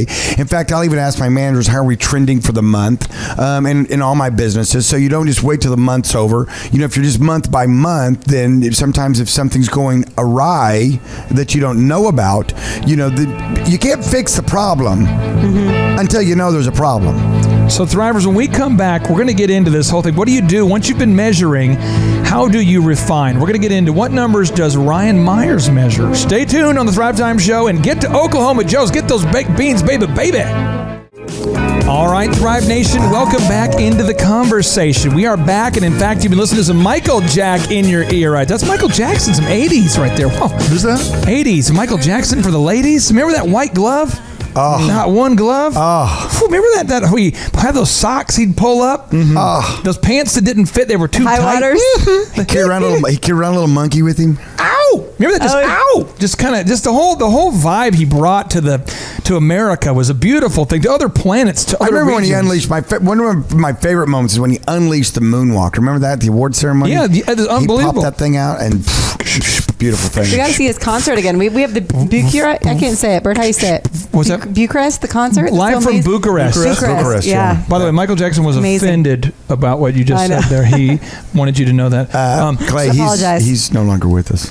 I think that you don't understand how the force works. Oh, He when and a Elvis top. are together. I'm sorry. What did you just say, Ron? He and Elvis are together. Yeah, when a top performer leaves the planet, they move into the force and they surround us. That's what binds the universe together. I write exclusively, intensively about this phenomenon in my book called Jackassery. It's too You can bad learn you more. didn't go up in a firework like your plan. That's my plan. But we'll get into my death plans later. Okay. Now, here's the deal, Thrivers. We're talking about define, act, measure, refine. The path of an entrepreneur, the rhythm of an entrepreneur is define, act, measure, refine. So let's get into measure. It says when you take action as a business person, you need to measure the results. Was your hypothesis correct or not? Was your guess right or wrong? Were you wrong? Don't get emotional. Just measure the results and determine whether your assumptions and proposed solutions are correct or how you can improve next time. You know, the inventor of the first fully functional light bulb and the inventor of recorded sound, the inventor of video, and the founder of General Electric, Thomas Edison, once described his countless failed attempts to make a working light bulb as saying, I have not failed. I've just found 10,000 ways that won't work. So you've got to measure. You got to just keep on going. So Ryan, I want to ask you, Ryan Myers, sir, what kind of numbers do you measure in your business? Lots of numbers. We've got numbers of impressions.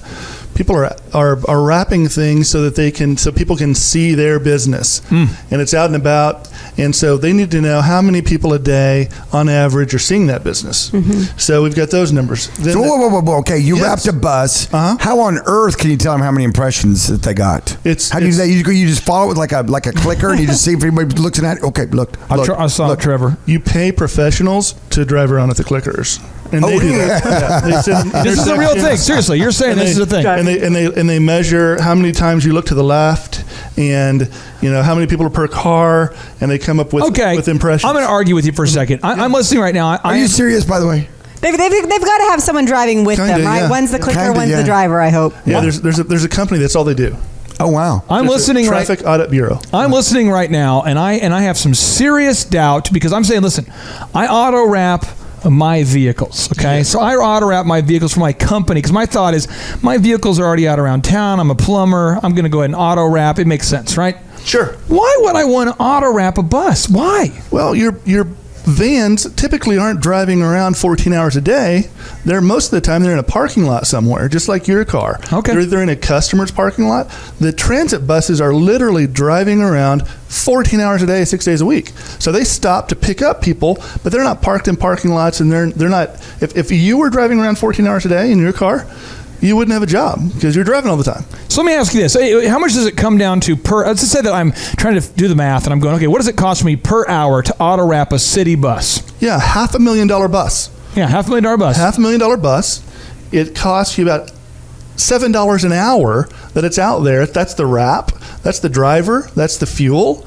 That's everything. $7 an hour to wrap a bus. Now let me okay. So as I go, $7 an hour. Okay. Well, I don't know. I mean, I don't know if the bus people are the people I'm trying to market to. Yeah, that's true. Broadcasting live from the center of the universe. You're listening to the Thrivetime Show.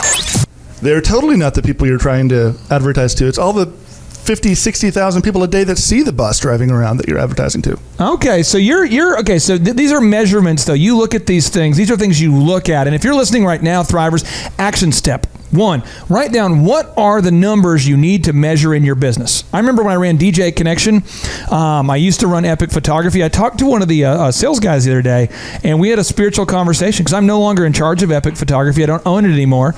And I had to talk to one of our former sales guys, and he's adjusting. When you have a new owner, there's different things and different ways they approach things. And he calls me and goes, dude, how do you... I'm having a hard time staying motivated. And I said, what do you mean? He goes, you used to come up to me every hour and ask me how many calls I made. Every day, come up to me. Whenever you were in the building, you're like, how many calls have you made? And if he didn't say 100 for the day, I would lose my mind. Sometimes I didn't even feel like losing my mind. I wasn't too upset. But I focused on 100 calls a day. Sure. Because I knew what it would produce at the end of it. And I think, Z, for your optometry clinic, you probably have to know how many people per day you need to see. Oh, absolutely, because you have the average you make per person, so you know how many you have to have in the door. I know the cost of advertising, bring those people in. It's and that's what makes me just absolutely crazy is when you have somebody in the office, and I know how much it costs to get them in the office. Right, there's a set fee there, and they're having a problem, and to fix it is less than it costs to bring somebody else in. And my staff is arguing with this person about not fixing the thing, and I'm just like, I'm going to go crazy. Now, I want to ask you, there's a lot of Thrivers out there who've been listening to some really emotional 90s love songs. Oh, no. But, because they say, I don't want to get into politics. So they go into that kind of easy listening music during the morning. And then at noon, they flip over faithfully to the Thrivetime show. Yeah. But some of them have been listening to Taylor Dane, Love Will Lead You Back.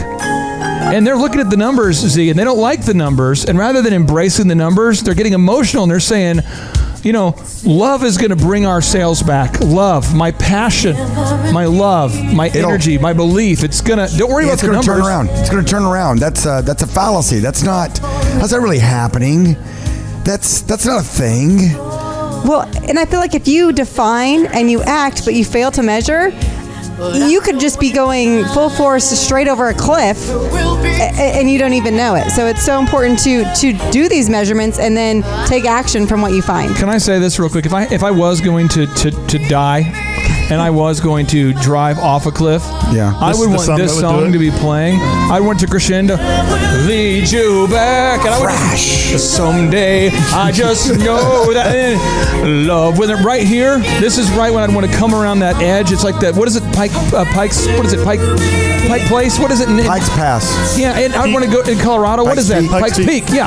I'd want to be going around there in a race car with this song just cranking, knowing that at any moment I could lose it. And right when you get to the crescendo, that's when I would want to end it all. And that's when I would want to slam my head in a car door. Clay, it boils down to this. It boils down to this in the measurement part of it. You've got to inspect what you expect. Oh. Nice. Because I tell you what, money right there. Yeah, you expect a certain. You've defined your business. You're excited about it.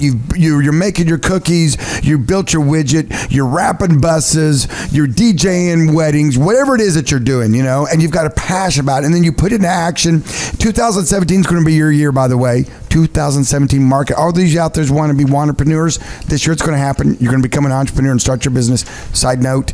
But then when you start measuring, okay, now we're measuring. Oh boy. Yeah, now because you know what that does? That we're inspecting what we're expecting. And you know what? What's horrible sometimes? What is horrible? Is you're in there inspecting and you're not getting what you expected. That's not good. That's not good. Now, Travis, when we come back, we're going to talk about this concept of refining. Once you've got the data, you got to refine. You got to polish, you got to pivot, you got to move, you got to change, okay? Because you can't just keep doing the same thing the wrong way and expect things to change. So stay tuned. ThriveTimeShow.com, baby. All right, Thrive Nation, welcome back into the conversation. I am so excited to talk about this next aspect of the entrepreneurial rhythm. You have define, you have act, you have measure, and you have refine. And this is how I'm going to tee it up. Z, I'm going to tee it up. Here we go. Putting the ball on the tee. This is how we're going to do it. Here we go. Is there somebody out there listening right now, and you're a good guy, but you are doing what I had to do. You're refusing to do what I had to do about 15 years ago. You're saying, hey, listen, the internet is you're saying, well, the internet, it could be a thing in the future, but for right now, my money's on the yellow pages. It's a fad. And you're saying the internet, people might eventually log on to this, but right now, I'm just telling you this, I've got a relationship with my ad rep with the yellow pages. No offense to any of the yellow page ad reps out there who are peddling smoke and mirrors right now, but seriously, you have to eventually say, hey, I know we got this great relationship, but Mr. Yellow Page, I love paying you those commissions, but you're going to have to probably switch to something more relevant because I am measuring the results and I'm not getting any business. But what's happening is no. You, my friend, you the listener, you for some reason you are loyal to this dysfunction. It does not work. And it doesn't generate leads, and so you're looking at the numbers, and someone on your team says, "Hey, we're not getting any calls from the yellow pages at all." And rather than saying, "Okay, that could be a rational thought," this is what you do: you queue up your Taylor Dane, "Tell It to My Heart," and you just start singing. You say, "Tell it to my heart, buddy." That's my heart. You Because can't. my brain's not listening. Yeah, you can tell it to my heart. Because I'll tell you what, I've been buying these Yellow Page ads since I was wearing my quad skates, going to Roller City. I would go to the concession stand. I'd buy a big old pickle. I'd play Galaga. Putting a picture of my staff in there. That was the move. That was the move. That was the move. You play that Donkey Kong? You play Donkey Kong all night long? You're playing pinball? Patoo, patoo, patoo. And you're going, listen, I've been buying these Yellow Page ads since the 80s, baby. I wore denim when it was old school, when it was new school, and now it's new again. I am not changing those Yellow Page ads. I will die on the Yellow Pages. I'll tell you what, you could tell it to my heart because my brain is not going to listen. That's the thing. I tell you what, folks, if you're listening out there right now, and first of all, thank you. We're glad that you are. We're glad you're enjoying the show. We're here. Our heart is to help you start and grow a business. It really is. That's what we're doing this for. You know, Clay and I started a couple years ago with Thrive15.com, and now we've morphed it into this radio show, the Thrivetime show. But I'm going to tell you something right now. When you're in the refined step of the loop of entrepreneurship. Here we go. When you're in the refined step of loop of entrepreneurship, insanity is defined as doing the same thing and expecting a different result. So when you measure and you're not getting, you're inspecting and you're not getting what you expected, you've got to take a hard look in the mirror. And one of the things that we teach on Thrive15.com and our in-person workshops, one-on-one business coaching on the Thrive Time show, there's 4 ways to catch us. One of the things that we teach is that we need, and you know, you touched on it right there at the Yellow Pages, and that's kind of tongue-in-cheek, and it's old school and the transition, but we want marketing to have 3 legs. And if one of those legs, if you're measuring, is not producing, you can't get them. It's nothing personal. It's just business. You have to measure where those people are coming in from. And if you're spending money on something, however great the rep is, however great you think it used to be, however great it could be, or you think it's going to be, you know what? Stop it and go to a different leg. Because that's what we coach, is having 3 legs in our marketing plans. Or you just cue up that Taylor Dane and tell it to my heart. Tell it I'm the only one. You're fired up this afternoon. I also think that there's times when, you know, you're in this you might feel like it's monotonous. It's defined, act, measure, refine. Define, act, measure, refine. And I think oftentimes we see entrepreneurs, they define, they act, they measure, and they think, I'll just try something new. Define, act, measure, try something new. Instead of refining the tools they have and getting the results they need. And so I know that's something that Clay is really good at, is just honing in on something and staying on it. And he's sometimes a honer. Business isn't always, a new idea every day, but it's staying consistent with that goal and just keep refining. Yep. I want to give you an example of something that just sucked to my soul recently. Good. I love those examples. Very soul new. suckers. Now, this was bad here. What happened is we wrote this book called Start Here, which many people all around the world are saying, hey, this is like the best, most comprehensive business book I've ever read, which I'm thankful that you feel that way. But here's the issue. It's almost like a 500-page book, right? It's 550 pages. Yeah, a lot of your 200 time downloadables. Yeah, but many Thrivers I've talked to him, and one Thriver in particular, he says, I struggle to read. And I said, okay. And I thought, isolated incident. Sure. Talk to another person. He said, I struggle to comprehend. I'm like, okay. Pretty soon I realized the majority of people out there are looking for a playbook. They're not going to read that long book, even though it's the best business book. That's why they love the show, because it's fun, it's entertainment, it's education. So Z and I, we sat down, we made all of our plays into a 13-point system. And now at our workshops, we're giving people what they want. And it's 2 days, 15 hours of power. And in this book, the playbook here, these are all the moves. These are our 3-legged marketing stool, how to establish the revenue goals, everything you need to know, all in a little bite-sized book. And even though I'm kind of a long form, I love to get deep into it. And I want you to know why everything works. Some people are like, hey, I don't want to know why, baby. I just want to do it. Broadcasting live from the center of the universe. You're listening to the Thrivetime Show. So I want to ask you this, Ryan, from your perspective with your business. What's an area of your business that you've had to refine over the years, where you had to make a pivot that was maybe different from your original hypothesis, but you had to change it because the data was in and you're like, okay, I need to do something? Well, it happened pretty quick. I thought we were going to start this company that was going to be like the West Coast Customs of Tulsa and focus on custom car wraps for cool guys, and found out that really there aren't that many cool guys, and most people just really need advertising on their vehicles. And so we had to make that transition from being the custom cool wrap to, hey, how do I help the business owners get more impressions? Now, but I want to ask you this here, Vanessa. As a mom, when you're working with the kids, obviously we have 5 kids. We have a lot of listeners here who have business and they have kids. They're mompreneurs out there. They're moms that are supporting their husbands supporting the wives. The business, at the house. Yeah. How have you as a mom had to evolve your parenting style as you went from 1 to 2 to 5? I mean, how do you do that move? Well, in conjunction with the business, I guess. Yeah. So, I tell people there's seasons to your life. In the beginning, it was just you and I, and so I was 100% on the business at every show. And then when the kids came, I was at home signing all the checks. And then there was too many kids to do that anymore, and so I was out of that season. And then when the time came back, we kind of pivoted and said, this is a great time to jump back in. And with the kids too, of course, they all have very, very, very different personalities. So I've got little Clays, little Vanessas, and in betweens. So I love them all the same, but I can't discipline them the same. Some, can't even take a reprimand, and the others need to be. They need the strongest form of discipline. Now, once you have refined and you finally found the groove that works, you kind of get into that groove and hey, listen, this is working. This is working. Then what you want to do is you want to say that, Tell It to My Heart by Taylor Dane is probably one of the better kept secrets ever. And when you get to that late night part of a wedding reception and people have had about 6 too many beverages, this song is just a winner every time. And people don't even remember what the song's called, but they can all sing it. And they just start singing passionately. And this song would always be a killer right after you played Madonna, Holiday. Remember Holiday? Oh, yeah. Remember Get Into the Groove? Yeah. Get into the groove, boy. Oh, you got to prove that. See, those songs would fit together. Debbie Gibson, that whole deal. That was a proven. So once you refined the playlist as a DJ, once you finally found the groove that would make the people move, you cannot change that. That's why In-N-Out Burger does the same thing over and over. Boom. I was just thinking, it's also, there's going to be many different parts of your business that you need to define, act, measure, refine.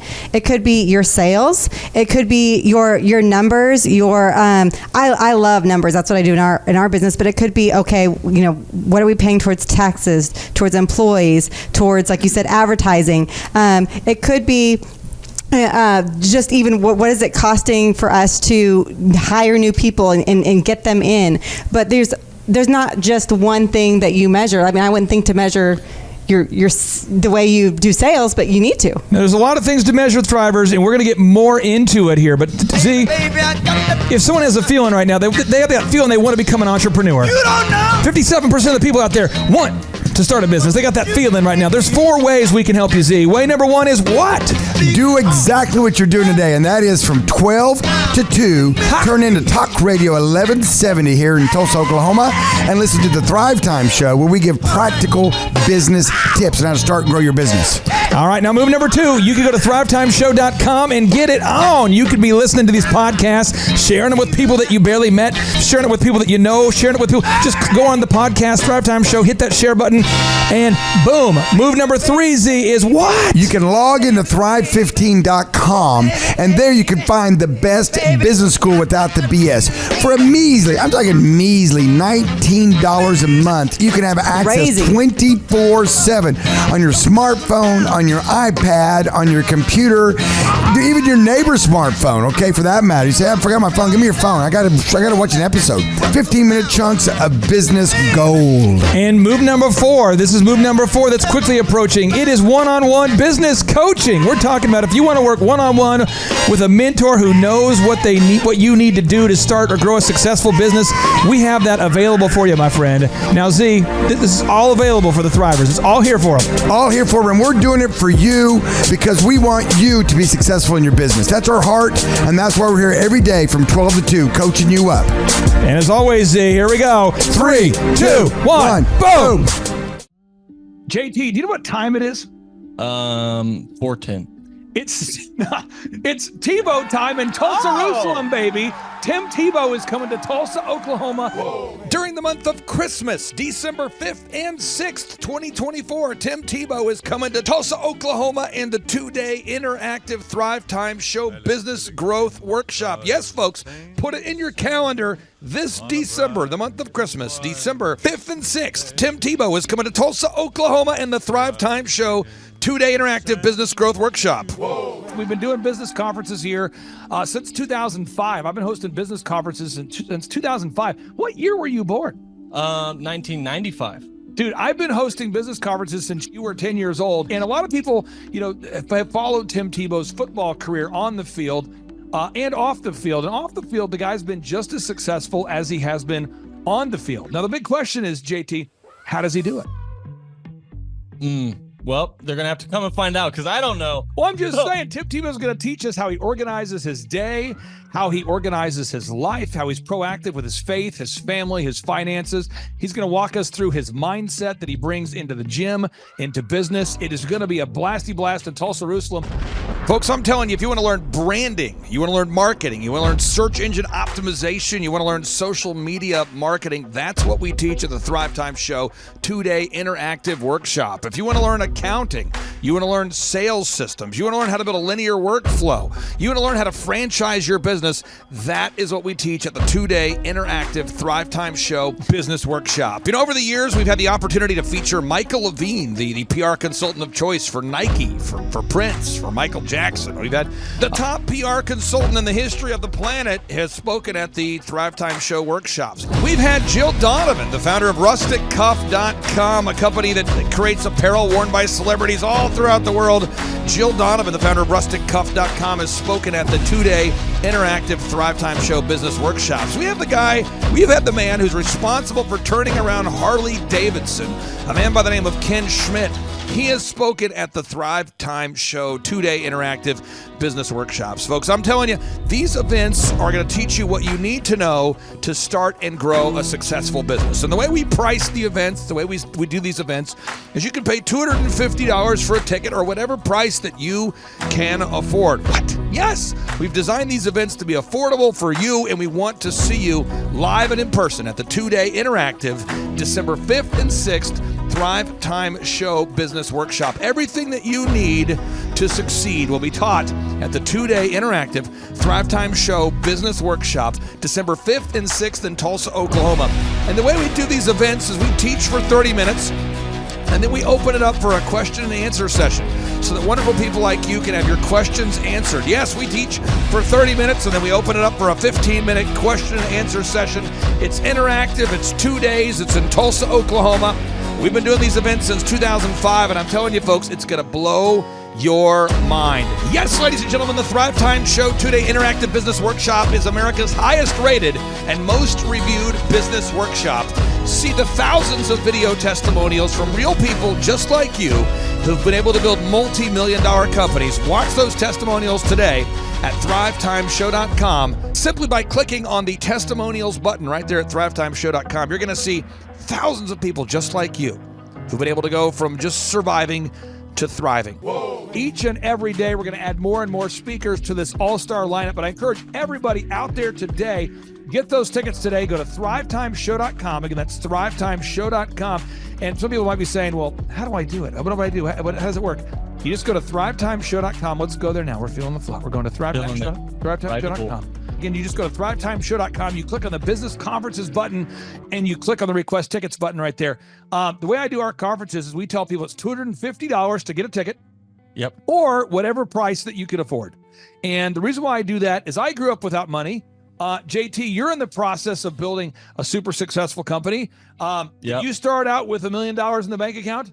No, I did not. Nope, did not get any loans, nothing like that. Did not get an inheritance from parents or anything like that. I had to work for it, and I'm super grateful. I came to a business conference. That's actually how I met you, met Peter Taunton. I met all these people. So if you're out there today and you want to come to our workshop, again, you just got to go to thrivetimeshow.com. You might say, well, who's speaking? We already covered that. You might say, where's it going to be? It's going to be in Tulsa, Jerusalem, Oklahoma. And someone says, Tulsa, Jerusalem. I'm really trying to rebrand Tulsa as Tulsa, Jerusalem, sort of like the Jerusalem of America. But if you type in Thrivetime Show and Jinx, you can get a sneak peek or a look at our office facility. This is what it looks like. This is where you're headed. It's going to be a blasty blast. You can look inside, see the facility. We're going to have hundreds of entrepreneurs here. It is going to be packed. Now, for this particular event, folks, the seating is always limited because my facility isn't a limitless convention center. You're coming to my actual home office, and so it's going to be packed. Who? You. You're going to come. Who? You. I'm talking to you. You can just get your tickets right now at thrivetimeshow.com. And again, you can name your price. We tell people it's $250 or whatever price you can afford. And we do have some select VIP tickets, which gives you an access to meet some of the speakers and those sorts of things. And those tickets are $500. It's a 2-day interactive business workshop, over 20 hours of business training. We're going to give you a copy of my newest book, The Millionaire's Guide to Becoming Sustainably Rich. You're going to leave with a workbook. You're going to leave with everything you need to know to start and grow a super successful company. It's practical, it's actionable, and it's Tebow time right here in Tulsa, Jerusalem. Get those tickets today at thrivetimeshow.com. Again, that's thrivetimeshow.com. Hello, I'm Michael Levine, and I'm talking to you right now from the center of Hollywood, California, where I have represented over the last 35 years 58 Academy Award winners, 34 Grammy Award winners, 43 New York Times bestsellers. I've represented a lot of major stars, and I've worked with a lot of major companies. And I think I've learned a few things about what makes them work and what makes them not work. Now, why would a man living in Hollywood, California, in the beautiful sunny weather of LA, come to Tulsa? Because last year I did it, and it was damn exciting. Clay Clark has put together an exceptional presentation, really life-changing, and I'm looking forward to seeing you then. I'm Michael Levine. I'll see you in Tulsa. Thrivetime Show 2-day interactive business workshops are the world's highest rated and most reviewed business workshops, because we teach you what you need to know to grow. You can learn the proven 13-point business systems that Dr. Zellner and I have used over and over to start and grow successful companies. I mean, we get into the specific steps on what you need to do to optimize your website. We're going to teach you how to fix your conversion rate. We're going to teach you how to do a social media marketing campaign that works. How do you raise capital? How do you get a small business loan? We teach you everything you need to know here during a 2-day, 15-hour workshop.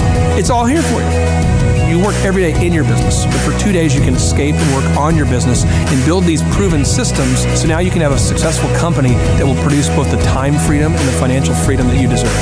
You're going to leave energized, motivated, but you're also going to leave empowered. The reason why I've built these workshops is because as an entrepreneur, I always wish that I had this. And because there wasn't anything like this, I would go to these motivational seminars, no money down, real estate, Ponzi scheme, get motivated seminars, and they would never teach me anything. It was like you went there and you paid for the big chocolate Easter bunny, but inside of it, it was a hollow nothingness. And I wanted the knowledge, and they're like, oh, but we'll teach you the knowledge after our next workshop.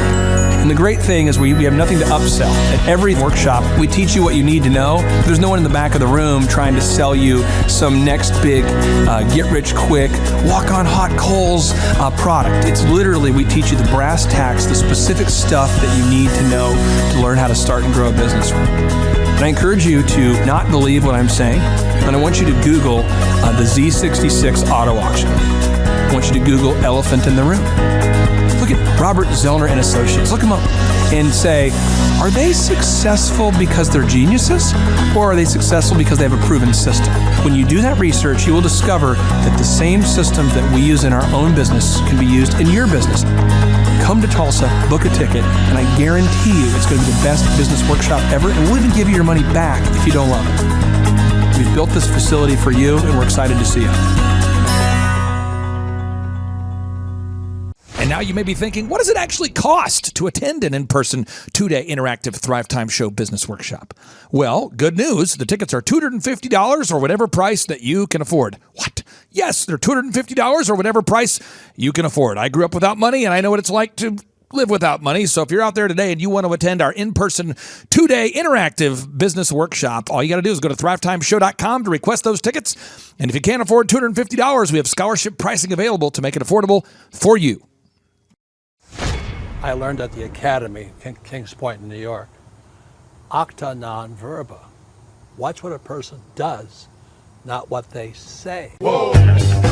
Good morning, good morning, good morning. Robert Kiyosaki, the Rich Dad Radio Show. Today I'm broadcasting from Phoenix, Arizona, not Scottsdale, Arizona. They're close, but they're completely different worlds. And we have a special guest today, definition of intelligence is if you agree with me, you're intelligent. And so this gentleman is very intelligent.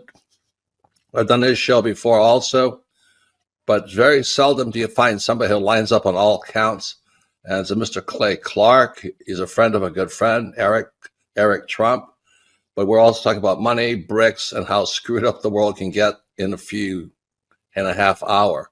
So Clay Clark is a very intelligent man, and there's so many ways we could take this thing. But I thought, since you and Eric are close, Trump, what were you saying about what Trump can't, what Donald, who's my age, and I can say or cannot say? Well, first of all, I have to honor you, sir. I want to show you what I did to one of your books here. There's a guy by the name of Jeremy Thorne, who was my boss at the time. I was 19 years old, working at Faith Highway. I had a job at Applebee's, Target, and DirecTV. And he said, "Have you read this book, Rich Dad, Poor Dad?" And I said, "No." And my father, may he rest in peace, he didn't know these financial principles. So I started reading all of your books and really devouring your books. And I went from being an employee to self-employed, to the business owner, to the investor. And I owe a lot of that to you. And I just wanted to take a moment to tell you, thank you so much for allowing me to achieve success. And then I'll tell you all about Eric Trump. But I just want to tell you, thank you, sir, for changing my life. But not only that, Clay, thank you, but you become an influencer. More than anything else, you've evolved into an influencer where your word has more and more power. So that's why I congratulate you on becoming. Because as you know, there's a lot of fake influencers out there too, or bad influencers. Yeah. So anyway, I'm glad you and I agree so much, and thanks for reading my books. Yeah. That's the greatest thrill for me today. Not a thrill, but recognition is when people, young men especially, come up and say, "I read your book, changed my life. I'm doing this, I'm doing this, I'm doing this." I learned at the Academy, Kings Point in New York, acta non verba. Watch what a person does, not what they say. Whoa.